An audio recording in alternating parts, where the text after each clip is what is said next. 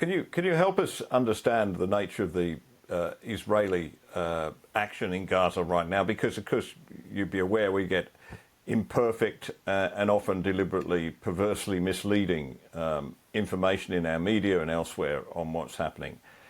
What is the nature of what Israel is the action that the Israel is carrying out right now in Gaza? How would you characterize that? And what is the end point? Well, what we're doing now is preparing the ground for the ground incursion. We hit a lot of Hamas positions. We asked the population, even in spite of everything I said before, we asked the civilian population to leave the area where we focus our attack, which is in Gaza City and its surroundings. And we tell them to move south of the Gaza River.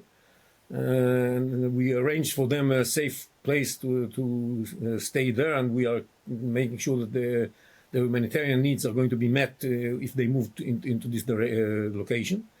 And in the meanwhile, we prepared a battlefield for the ground incursion. We hit Hamas targets. We already hit, I think, thousands of targets, as I said. And we caused a lot of damage to Hamas. There are many people hit by these attacks.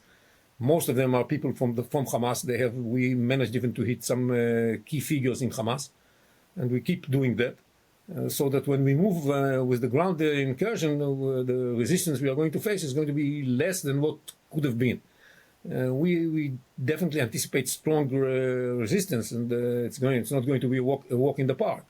It's going to be painful, and taking over a city in the size of Gaza, with something like 1 million people living in it. I hope they are not going to be there, but there are about 40,000 Hamas terrorists waiting for us there. We understand it's going to be a difficult task, and we need these preparations. That's why time is, it seems as if it's a long time. It's only 2 weeks since the attack. It took us a couple of days to regain control of the territory, of the areas that were taken by the terrorists. And now we had to, we were not in the midst of planning a ground invasion to Gaza, not at all. Our policy until now was that when something happens of this kind of a Hamas terror attack, we respond with some air attacks, and there we arrange some sort of an arrangement with the Palestinians that they promise for a while not to launch rockets at us, and everything is fine. This time is a totally different ballgame. We are there in order to eradicate Hamas.